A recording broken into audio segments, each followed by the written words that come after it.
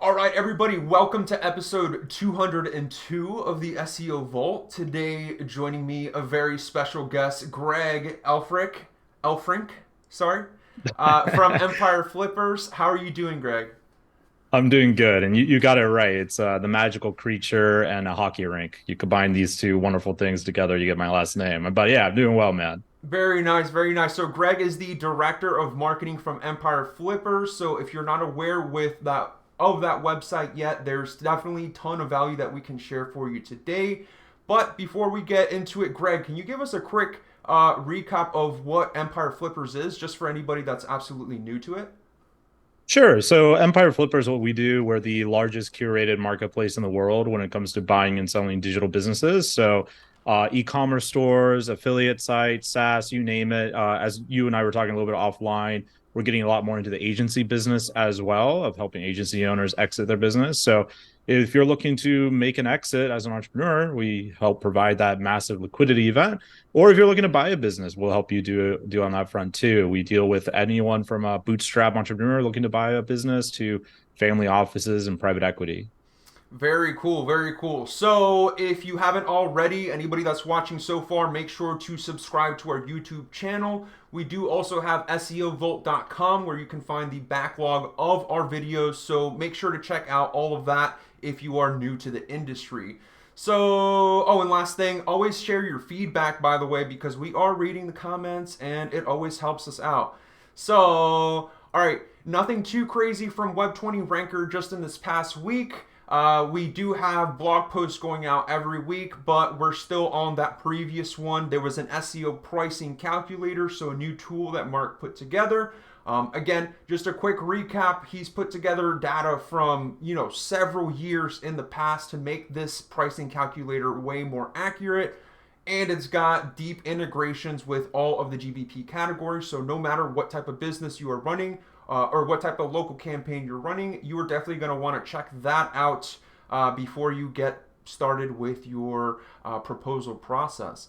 Anyways, let's go ahead and shift back over to Greg. So, Greg, before we get into the real juicy details that I want to share with everybody, I want to ask you first, and I really ask everybody that I bring on as a guest, but can you tell us how did you get started with your marketing process? Was it a typical SEO journey? Can you tell us how that all came about? Yeah, before I got into marketing, I had a pretty similar background. I was an oil field roughneck in Alaska, so I worked in the Arctic Circle, about the same industry, drilling for oil and marketing. Very similar. They both have funnels, right?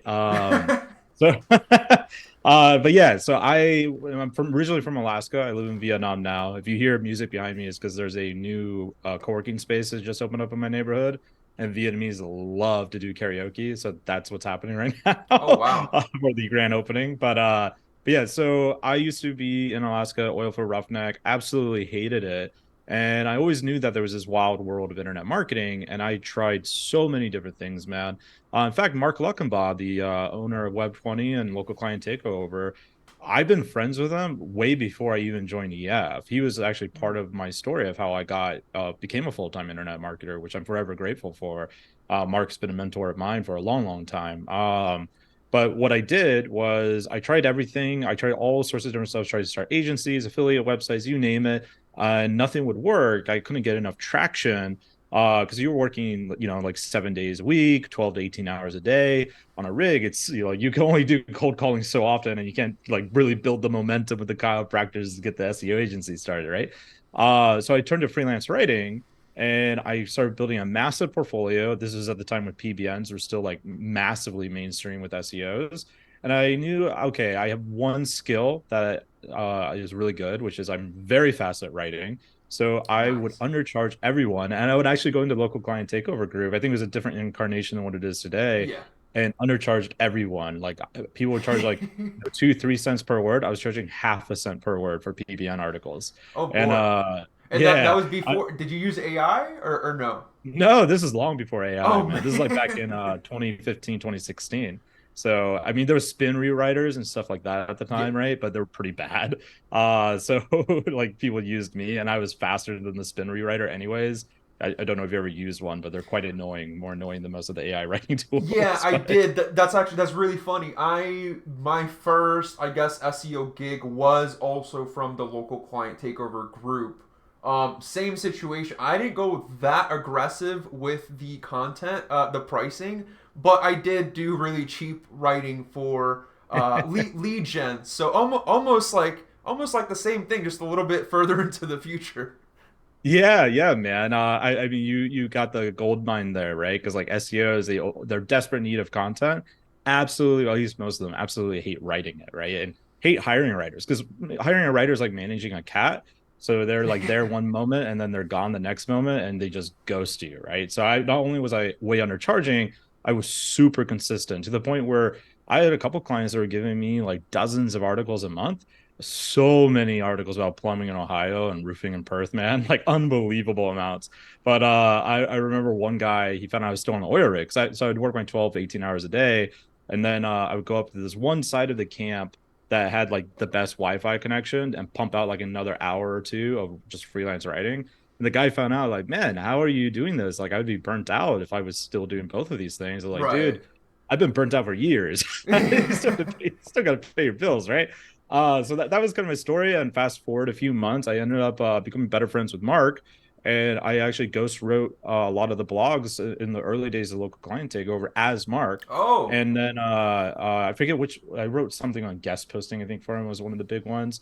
But that eventually translated to this very funny experience where fast forward, I get this job at EF as their content marketing specialist, where I was just a blogger. But I start meeting all these affiliate marketers that want to sell their affiliate websites with us and some pretty famous people in the SEO space. And they Oh would yeah. tell me about their website, and it turned out I wrote their website because their content Oh. agency farmed it out to me. Oh man, that's hilarious. Yeah, yeah. So for a while, it doesn't happen so often anymore. But when I first started, I sold a lot of sites at the brokerage that I had technically written, which is quite funny. That's really cool. Well, it sounds like you really quickly got your content out to a lot of really important places. So, okay, so can you tell us, did you say you specified with chiropractors? Did you have like a favorite niche for SEO? Yeah, so when I was trying to make an SEO agency work, I started with chiropractors because I was like, everyone starts with either chiropractors or dentists, basically, right? It's like the I most did chiropractors as stereotypical well. niche. Yeah. I was like 18 or 19, and I was cold calling people, and I just couldn't make it work. And like I would like call back like two, three times, because they're like, oh, maybe later. Like, well, when's later? Like, well, you can call me back later. Like, well, how about an hour? Like, okay, call back in an hour. Like very aggressive, in a nice way. I could never make it work though, just again because of the work time difference. In fact, I was so bad. This has happened to me a few times where, like when I was 18, I tried to sell life insurance, and Oh, dude, they give you like, you're I that's crazy. I'm licensed. I even have a Series okay, 6. I have a you know the Series grind, 6. you know the grind. I literally did the same thing. That's crazy. So yeah, I tried to sell life insurance with New York Life. I mean, I was such a naive kid. I showed up in the interview in a tuxedo from prom. I was like 18 years old. It's like from Good Brothers or whatever that movie is called with Will Ferrell, Step Brothers. But anyways, so they give you a memory jogger, right, to go talk to all your family and friends. I was like, no one wants to buy insurance. Like most of my friends are like 17 or 19. I just graduated high school, so I did what I always did, which is turn to the internet and I started Hmm. running ads. Oh, you And actually then did I that. started, I got too yeah. scared. I got too scared because they were all like, no, no, no, no, no, no, no, you're not doing that. Oh, they were super mad because like before they officially let you get licensed, right? You need to have like it's like 20 or 30 people who said yes to you. I had like two from my memory jogger and like 30 from the internet. And they're like, how did you get these ones from the internet? And I told them, they're like, no, no, no, no, no, no. Do not do that.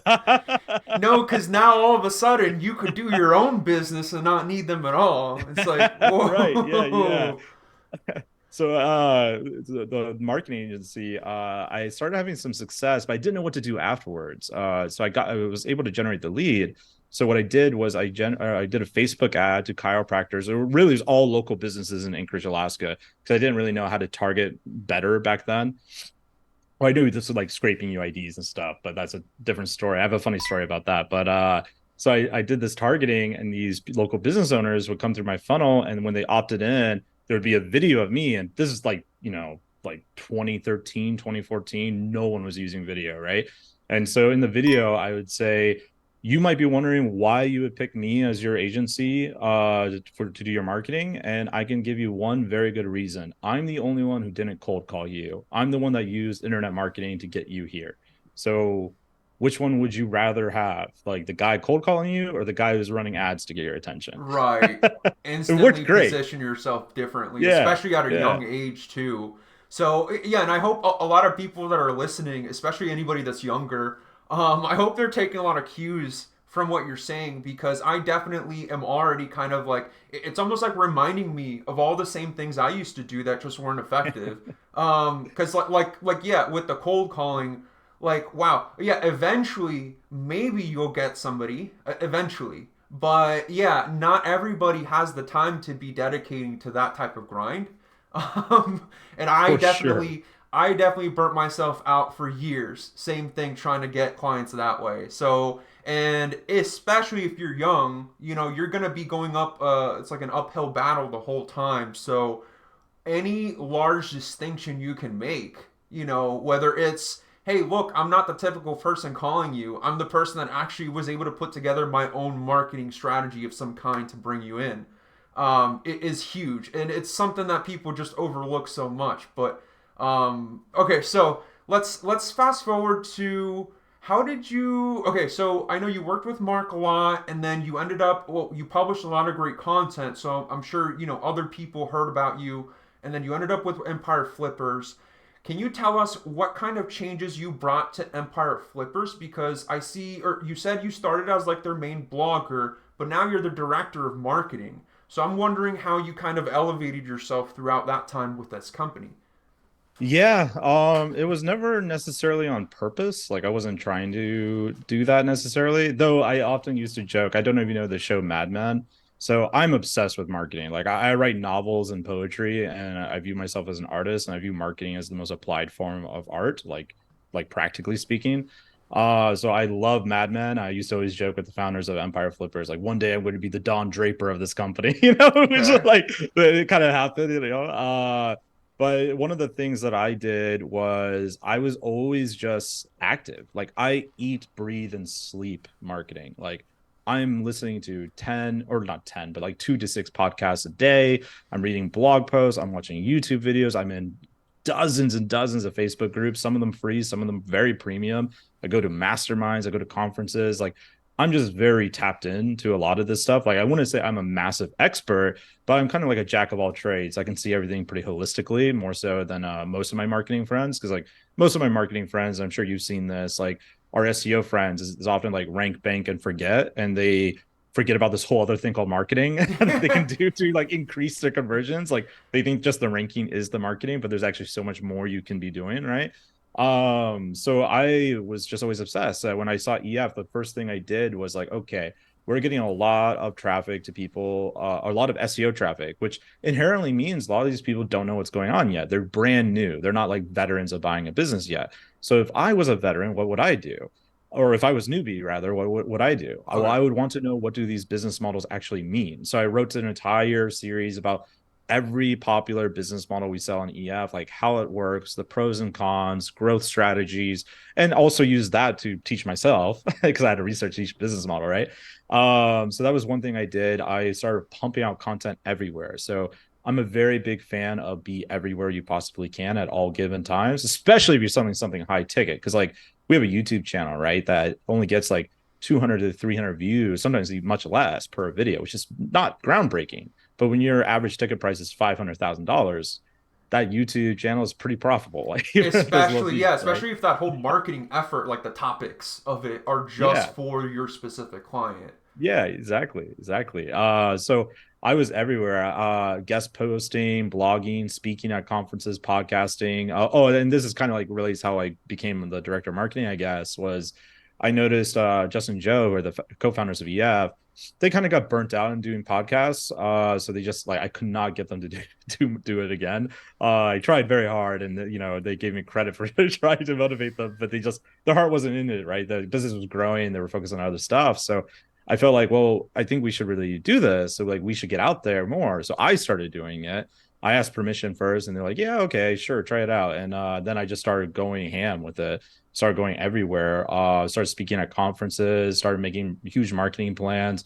I was employee number 4, so I got to see the company grow pretty dramatically. Like we were probably a high 6 figure company, maybe low 7 figure company when I joined, and then Okay. a couple years ago, our valuation was well into mid 8 figures, right? So I've Nice. seen many incarnations over these years, but yeah, I think the reason why I got the head of marketing is just because like I'm an absolute fanatic when it comes to learning about marketing and trying new things, and I just love the industry. So Yeah, that's definitely what I've come to learn from everybody that I've met that has success in the industry, whether it's like a marketing director, whether it's a manager or an SEO tech. It's always like the person that really loves to do that that tends to just always do better, at least over the years. Like you watch somebody, grow. Like you said, some people, they're just here to rank something really quick. But the people that really love what they do, they kind of have a different approach where I can see why you're such a good fit for somebody that manages marketing because it looks like, well, I guess marketing, from what I understand, is yeah having your net kind of cast as wide as you can. Because I know nowadays maybe people might not like TikTok, but I know for sure YouTube Shorts, the short form videos, it's like maybe it doesn't fit into your process yet, but there's people there. And if there's oh yeah, people yeah. there, like, why isn't your content there? Is like the question. And I see so many people just making that mistake where, like you said, yeah, it's easy to burn yourself out. Especially, I know when I first started making videos, it takes way more energy than having a normal conversation. So For sure. it's like I see so many people pigeonhole into one, like their one way of doing it, and that's the only way of doing it that they like to do, and then they just kind of miss out on the other opportunities for other mediums.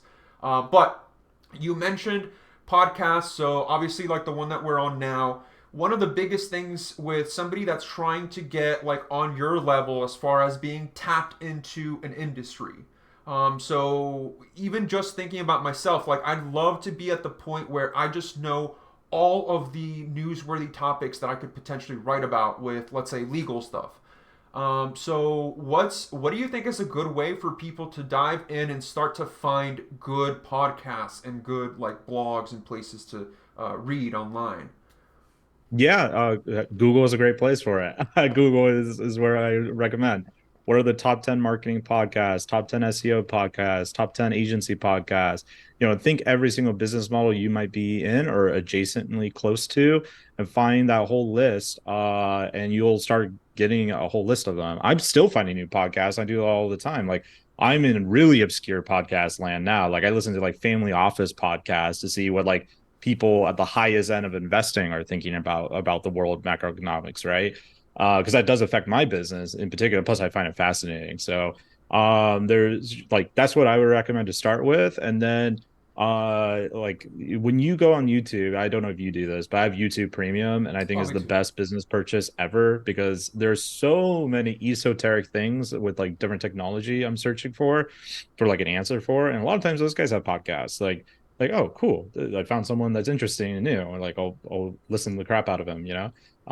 So that's what I recommend. The other way you can do it is if there's someone that you really respect, and this has always been a shortcut for me too. Is someone you really respect, ask them like, what do you read? What do you listen to? What do you like to consume? Because whatever they're consuming is probably what you should do as well if you want to get to that next level because they're already that next level, right? So you're thinking ahead. And the last bit of advice I would give on that is like don't just focus on one thing, focus on a multiple things. So there's like I forget the name of it, but it's like the T skill. Like a lot of people that go deep instead of going wide, and that makes sense. Like you make more money if you go deep first, like focus on one skill. But the real money happens up here because once you master enough of these, that gives you the ability to delegate all the people with the deep skills, and that's the Mm, true power. true, because yeah, I guess you don't have time to really go through everything. So that's okay. Yeah. I like that. Thinking of wide versus going too fast into vertical. Okay. Yeah, I think going vertical, going deep is the smarter route if you're trying to make money fast. But long term, if you want to level up as a marketer, understanding a bit of everything is going to give you the most power.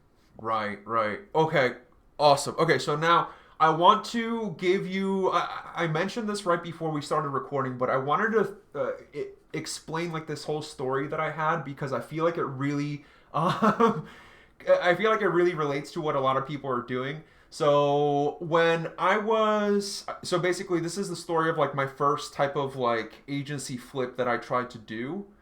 I went into landscaping. I thought of what's an easy niche, right? Something that's easy to rank for. I found a business partner that was like my best buddy, and he was the one that was willing to actually do the labor. Um, I went ahead and we decided we just like split the profits, a certain percentage, and we didn't really go any deeper into any type of business plan or any types of contracts or anything.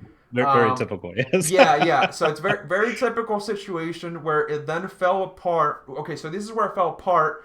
The leads came in because it was ranked. It did really well. Really good clients came in.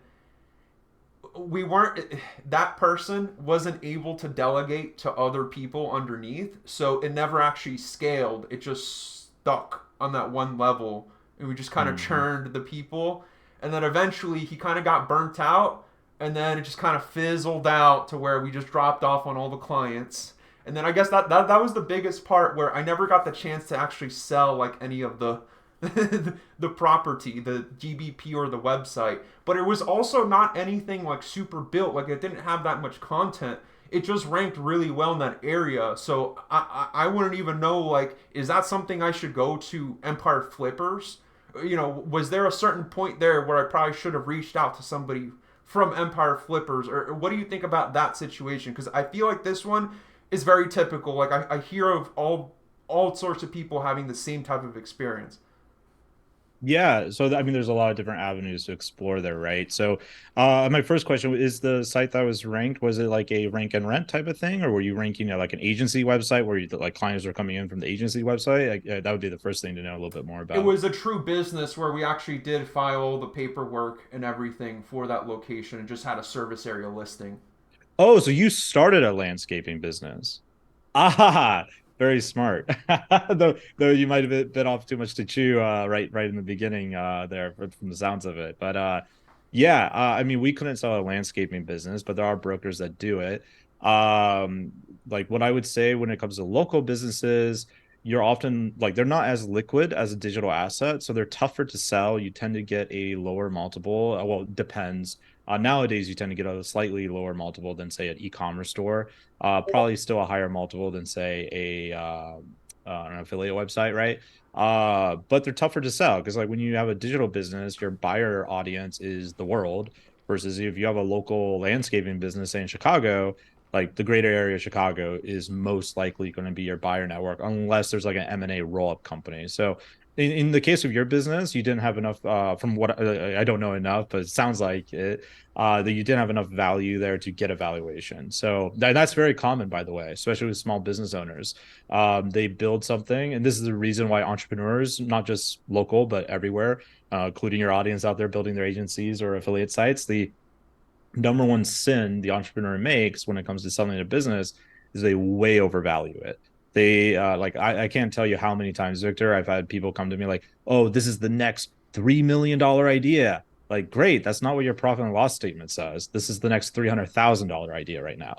Like, so that's hurt. It hurts, right? Because like often these businesses, especially if they're successful and they don't like peter out, they change our lives. They let us go travel the world, spend more time with our family, quit our job, all these amazing stuff.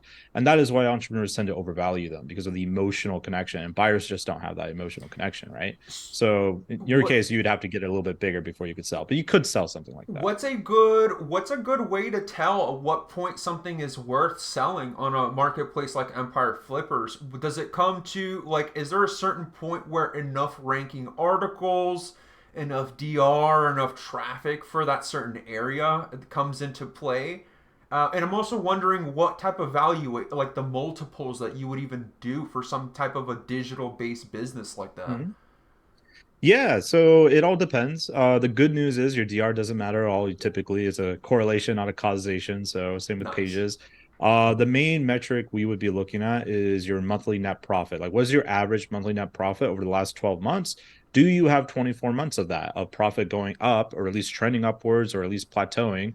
If it's declining, we can still sell that, but obviously the multiple is going to be lower. So that's the first thing you look at. Like, what's the history of the business? What's the current trajectory of the business? And the P&L, the profit and loss statement, is kind of like the story of your business. So, and don't worry, for most of your audience out there, you're probably like, man, my P&L probably sucks. Yeah, it probably does. Most entrepreneurs are really bad with their P&Ls. That's why we help people rebuild their P&Ls. Like I'm terrible with numbers, so I get it. But we have people that help with that. But a lot of times, like in the e-commerce space, for example, people will be selling all these. Is a very capital demanding business because of all the reorders you have to do with inventory. And we go to build their P&L, and they're like, "Oh my god, I'm making way less money than I thought I was." Like, yeah, like maybe we should hold off on selling just till we hit your valuation point first, right? So that's a very common thing. But yeah, so in terms of what you want to be, like the average multiples to sell a business, a digital business at least, is going to hover anywhere between like 20, and this is monthly multiples, not annual multiples. Most other brokers use annual EBITDA, so you'll hear things like 2 to 4x. At EF, we tend to use monthly multiples, just the way we kind of grew up in the industry. Okay. So we used to sell businesses that were like less than 4 months old. So there's Yeah, like, I was it's gonna like a say year that old. that probably works way better. Cause yeah, I would Yeah, try to yeah. apply like valuation that I learned like from finance classes, and it's like, yeah, none of this makes any sense.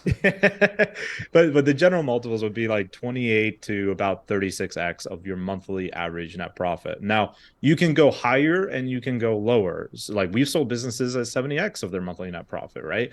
It just all depends on the quality of the business, and that's a very case by case basis. But Okay. but in general, if you have a business making like 5 grand a month over the last 12 months, times that by a conservative 30x, and that will be your like napkin math of your valuation, obviously with a lot of caveats there, but Right.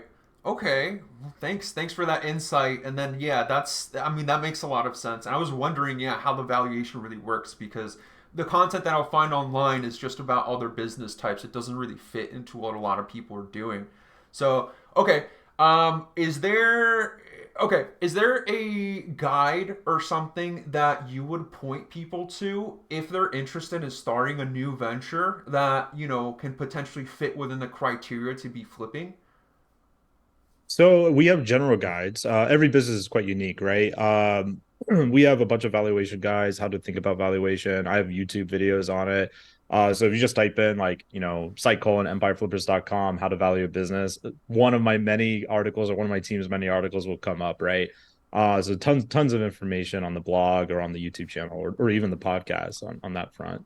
Okay, yeah, I'm taking a look at it now. So, okay.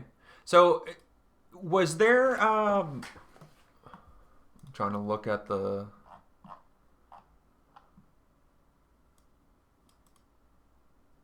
Okay. So, now I want to wrap things back to what you were talking about at first with the marketing strategy. So, now for a typical SEO agency, I'm curious as to what your thoughts are. Now, looking across all of these businesses that are, on the marketplace or however much you've dealt with the businesses that come through Empire Flippers, is there any advice that you would give to a traditional SEO agency owner that's trying to get more clients? A lot of our viewers, they're in the beginning stages of building their agency, and one of the most critical problems, as we kind of already brought up in the beginning of this episode, is the struggles of positioning. But as far as marketing, what would you suggest as far as a typical SEO agency that doesn't have a niche specification? Is there anything that you can do as far as guide somebody that doesn't already work in, let's say, like chiropractors or something specifically like that? Sure, like in terms of like generating more of their own clients. Yeah, or forming their own Yeah, marketing strategy. yeah. Agency owners are a fascinating bunch, man. It's kind of like the old saying of the cobbler with no shoes, right? Like he's making shoes for everyone else but himself. Like agencies are doing marketing for everyone but themselves, which I think is very ironic. But for agency owners, I like some people will probably disagree with me on this, and that's fine. But for most of my agency owner friends, I wouldn't recommend you focus on SEO for your marketing because the vast majority of SEO leads I see come in the marketing agency space specifically tend to be pretty low quality. Really? And that's anecdotal. So I wouldn't say I have like massive experience with that, but for my friends who tell me they're always looking for like cheap discount stuff like that. Which is very ironic because SEO is like the most valuable traffic in almost every other niche. Like we like it's our main thing. Yeah, and Uh I hear that debated a lot. I've always been on the side of I don't know how good those leads will be, but that's really surprising to hear, at least from your experience, that you can also confirm that it might not be the best thing to really target. yeah. I think it depends on your city too, and like, but also is really competitive. And if you're in a city where that's a good place to have like SEO leads coming in, you're probably not the only one, and you probably don't have the budget when you're starting out to like really compete on that anyways. So what I would recommend for someone to do is like if you have no niche, first get a niche. Like because it's way easier if you specialize in just one person, and I would go even deeper. So like if you're doing dentists, focus on some specific surgery that they do. So one niche and one service of that niche, and make that service the like the king service as the thickest profit margin is the thing that the dentist wants every single day of the week. Like they don't want more teeth cleanings, they want more of these surgeries, right? Like how do you get more of those? And like that's the thing you should specialize in. A very easy way to figure out how to do this, and you could do it yourself, or you can actually go on Fiverr and pay someone to do this for you. There's people who would do it for you. Get a list. You can use like D7 lead scraper or whatever. Cold call all those people, not to sell them on your SEO agency, but to find out what they want. So do customer research. Like, hey, what would you, if you had the opportunity to sell one thing over and over again, what would it be? Just ask them 3 4 simple questions. Like not trying to sell you anything, I'm literally just trying to figure this out. And then you start learning their language, their lingo, and what they want, and to find out the price point of what they want. And then what you can do is you can do it 2 ways. You can either start running ads targeting those people to schedule a meeting with you, which is what I recommend. I think is the best way. You could cold email, of course, as well. If you're starting off, a really good offer is I will do your SEO or your marketing for free for the first month, and then you pay me X after that, right? And then when they gets to the second month, instead of just charging them the normal retainer, tell them like, hey, look, how about we sign a 3 month thing where I give you like a 20% discount if you pay Mm. me all up front. And that way you get the front heavy loaded cash to just splash back into ads, right? Into growing into a flywheel effect over and over and over again. Of course, you need to master your product because most agency owners, they can be really good at getting clients and then they churn like crazy. So that's another thing you got to watch out for, So right? big question there. Are you saying that you do recommend when you're working with somebody on a campaign to not only do SEO but also do advertisements as well? Oh, so I didn't get to that point, but yeah, absolutely. So I believe in marketing, you should always have the organic way, which is almost always going to be slow because it takes time, but you also need something to give the dopamine rush of success to the client. Because the moment you sign a client is the moment they start doubting their decision to go with you. Like it's right after they send you the money. The buyer's regret starts kicking in. You got to give them something, a quick win, something that happens. Like, oh, I made the right decision. Let them build that faith in their own mind. A good coupling of that, in my opinion, would be Google Ads because you're targeting the same exact keywords already, Yeah. so you should be able to see that. So like you should always couple paid with SEO in my mind because Okay. otherwise SEO is so hard to sell in my view. Right. Uh, the other way you can do it too. So I learned this from a rank and rent guy. The way he gets his rank and rent clients, which I think is quite brilliant. He'll just create like a simple rank and rent website, and then instead of like waiting it to rank, he just sends ads to it, Yeah. and then he forwards those leads on to the client, and then he calls up the client like, hey, you want more of these, and like they already have leads coming in like the moment that they sign, right? So that's another workaround there. I've definitely I feel like I might that'd be crazy if it's the same group, the same guy, but I did do a rank and rent course way back cuz I that's how I started with and that was a big thing that they pushed was always kick in ads even if you don't tell them. So that's a really good point because a lot of times across our content at Web20 Ranker, we talk about the 3 month timeline where usually 3 month is the sweet spot where on the side of trust you need to have gained their trust by those 3 months, and also 3 months usually with SEO it gives you enough time to actually bring in results. Even if they're not super amazing, they should be at least something that they can feel the difference. But like what you said, it's hard. It's not always. It It's doesn't hard. Yeah. always happen. But what could always happen, or what you could use to make it always happen, as far as the dopamine rush or the reassurance that they made the right choice, is the ads. Now that's something that I'm missing that in my own personal strategy as far as the agency that I run, just because I'm not an ad person. So I feel you. I'm that's not an ad person either. I look at Google Ads like, oh my God, what is this mess? yeah, but that So but I feel you on that. it goes back. It's definitely something I need to challenge myself with, and I hope everybody else challenges themselves with also, because I know a lot of people within our group, they just want to do SEO. And we really got to challenge ourselves to go outside of that, because like what you said, it does go back to the client, as far as they don't care the difference. They don't.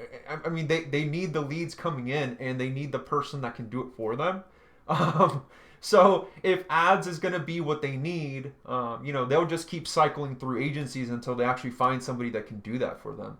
So Yeah, like the closer the further away you get from selling SEO and the closer you get to selling revenue, the closer you are to winning. Like that's what they care about. and, Don't and you sell know SEO, sell revenue. I keep hearing that from people that, seasoned SEO or marketing vets in the industry. I keep hearing the same thing over and over again.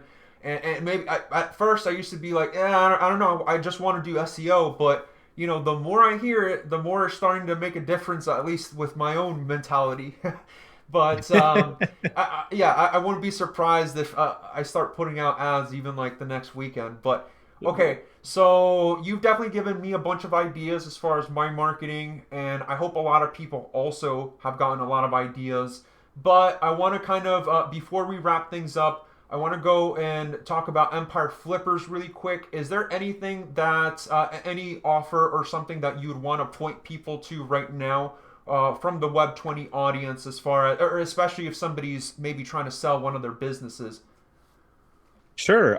So if you're an agency owner, as I think I mentioned on this podcast already, but we're looking to sell more agencies, and agencies are tough businesses to sell. So if you want a free consultation with me personally, just hit me up on LinkedIn. You can let me know you listen to this podcast by telling me what Mark Luckenbaugh's favorite Dungeons and Dragons character is, and then message him about that. But yeah, I'm happy to help you on that front. If you have any other business and you just want a quick valuation, you can go to empireflippers.com/valuation hyphen tool. And we have a valuation tool that uses real sales data. That's not going to give you like a super close estimate. It'll give you a rough ballpark of what you're worth, but it takes like 5 minutes and it can be pretty inspiring to see what you've built might be worth. That's really cool. I definitely want to try out that tool. I know we are huge as far as offering tools for our customers, so that's awesome that you guys are putting that together. That probably do, I'm sure that'll do well in the SERPs too. It Those does. those are Yeah. super useful. Funny enough, I did some on-page SEO to it. I think it was like 8 months ago. And we have so many links going to it, right? I increased the organic leads. I think it was by like 140% with like 30 minutes of work just by doing some on-page work to it. I just like saw some keywords on like page two, right? The classic on-page stuff, right? I like, man, so I get paid the big bucks, man. I mean that like 30 minutes of work probably led to a few hundreds of thousands of dollars of additional revenue to us over that period of time by now. Oh yeah. So anybody that wants to check out that work that they put together for their tool, head over to the Empire Flippers website. Otherwise, where can people find? What's the best place for people to follow you? Sure. So I'm on LinkedIn. That's why I always mention that. I'm decently active there. I'm also on Facebook. I'm like hopelessly addicted to Facebook. So if you want to add me on Facebook, feel free. The warning there is I write a lot of poetry and novels and stuff like that. So if you don't like that, just you can hang out with Just Business Greg on LinkedIn too. So whichever way you prefer. All right, sounds good. I'll go ahead and give you a follow. So, anybody else that has questions, go ahead and head over to the Empire Flippers website to get connected with Greg or anybody else from the team. But thank you so much, Greg, for joining us today. Thank you for anybody leaving us comments. And remember to subscribe to our YouTube channel. You can also find all our videos on SEOvault.com. And lastly, if you're not in the group already, both of us talked about it, very important group, so you should definitely join it. Local Client Takeover on Facebook. We'll see you there. otherwise, I'll see you next week. All right.